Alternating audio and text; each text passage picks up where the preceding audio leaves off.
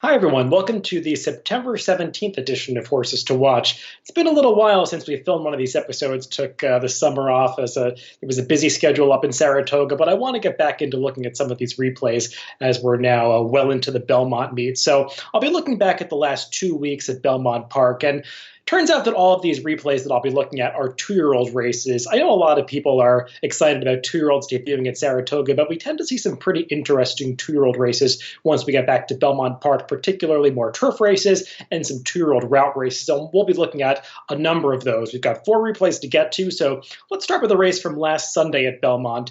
This was the 7th race on the card, and I want to focus on one of the first-time starters. We can pick it up from the gate, and you're going to see that the number 6 horse, I believe you pronounce her name Dean. She's the gray horse in the blue silks. Just going to break with the field, but after that, she's just a little bit slower into stride than all of the rest of the runners, and she's going to drop right out the back of the pack.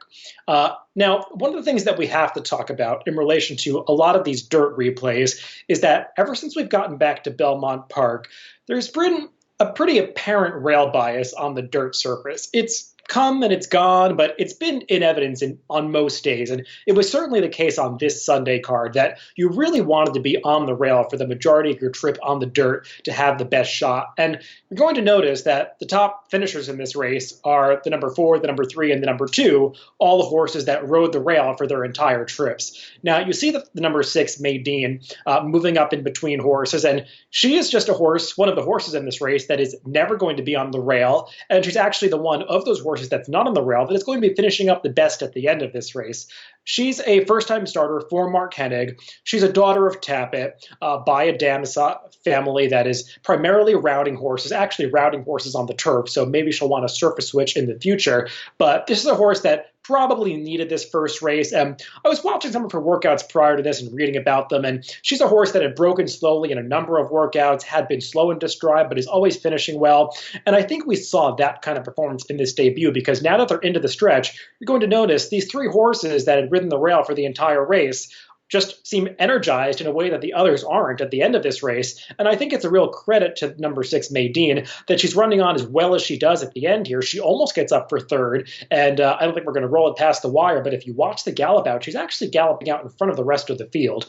So I just like the way she finished up this race. Mark Hennig can certainly get a horse to improve after its debut. So I think Dean is a horse that you want to watch for next time out, because this was a reasonably fast race, and I think she ran better than her final finishing position might indicate. A trip that I think everybody saw took place on Wednesday at Belmont Park. It was the first race of the day, and this is one of these two-year-old performances, a losing performance that I think is going to generate a lot of buzz, and this is a horse that might get bet down quite significantly when he shows up next time. That's the number 4 horse, Forzadoro, and we'll look at the start of this race, and you're just going to see this horse for a fraction of a second, because he comes out of the gate well behind the rest of the field. If you watch the head-on to see what happened, the starter releases his hand, and the horse just stands there and doesn't want to move, and the jockey has to motivate him a little bit to get going. He finally leaves the gate about 4 or 5 lengths behind the field. There's not a whole lot to see for the first half mile of this race, because as you see on the bottom of the screen at his chiclet, he is just lagging well behind this field at the early portion. They're moving at a decent pace up front, but it's not a particularly fast pace for the distance. I know you see that first quarter going up in under 23 seconds, but if you've been watching a lot of the 1-mile races at Belmont Park during this meet, you do tend to see some faster first couple of fractions. So looking at the time formula as pace figures for this race, it's not coded as anything close to a fast pace. So I don't think that Forzadoro was really getting any help up front. Now you see him coming into the picture, and he is really moving at this point in the race. He's rocketing past the horse at the back of the pack, and actually, if you look at Trackus figures, he had to run a 22 and change second quarter mile to get up into the race to be in contention by this point. He's going very wide around horses. Now, it is worth noting, while we did see a rail bias a number of days during these first couple of weeks of the Belmont meet, on this Wednesday card, I did not notice horses racing towards the rail having a significant advantage. It seemed like it was one of the few days that was pretty fair. So I don't think Forzadoro was really hindered by racing out in the center of the racetrack, as you'll also see the winner of this race, the number 3 horse, Aja Weed, racing off the rail for the second half of this race as well. Forzadoro, for a first-time starter, to make that kind of early move, he had every right to flatten out at the end of this race. He's not able to go with the winner, but I think he deserves a ton of credit for holding on for second after this. And I just think he ran really well, and he's likely to move forward second time out. The only drawback is he was 31-1 this day, and you're very unlikely to get any kind of price on him next time out because everybody was talking about this trip. He's just a horse that I think might have real talent for Belmont, a trainer that tends to give horses a start first time out, especially horses starting out on the dirt as 2-year-olds. He's very likely to move forward, and he might be one with stakes potential down the line.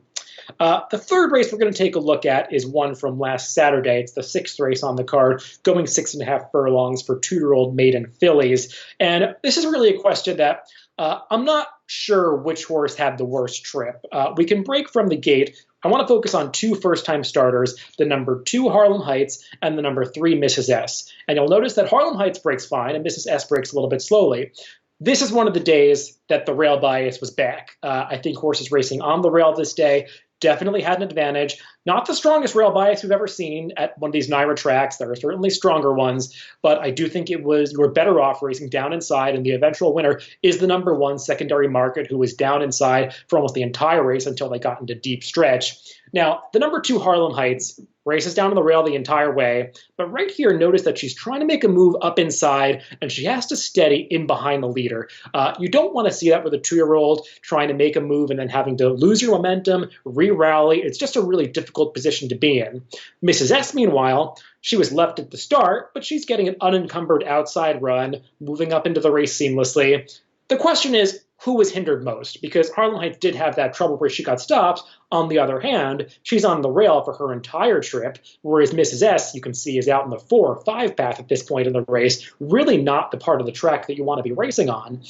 Coming into the final furlong, the pace had been slow, so it's no surprise that the horse who had been riding the rail is able to spurt away from these. She's also a horse that had experience, whereas these 2 first-time starters were making their debuts here, Harlem Heights and Mrs. S.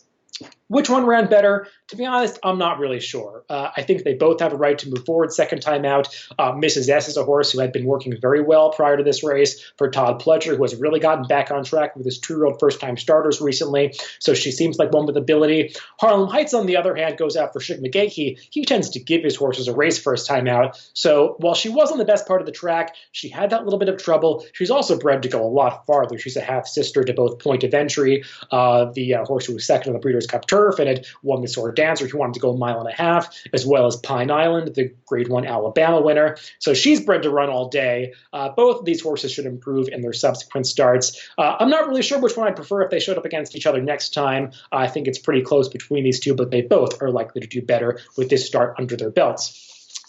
Let's move one race later to the next race on the card on Saturday, the 7th race. This is the one turf race we're going to look at.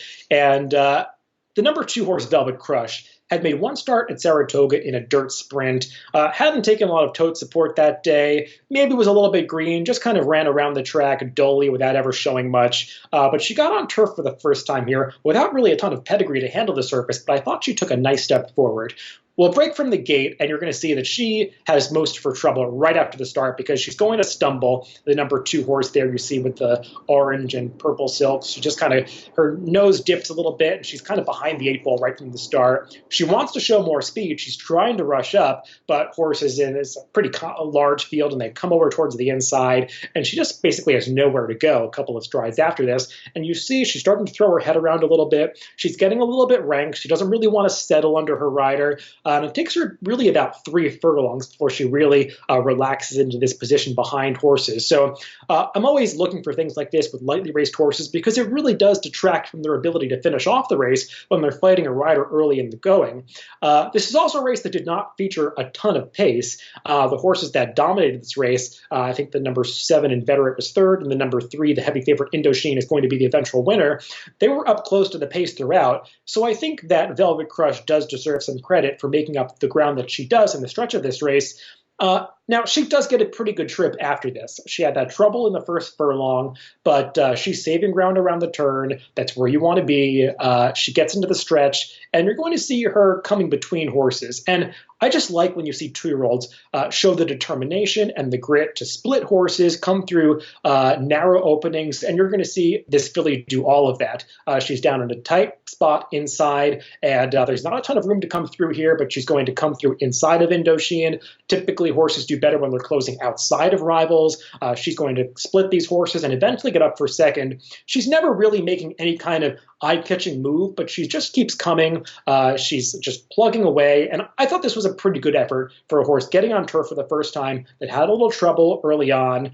She's going out for a trainer, Rodolphe Brissett, who typically gets his horses to improve with racing. They're really not ready for their first out that often.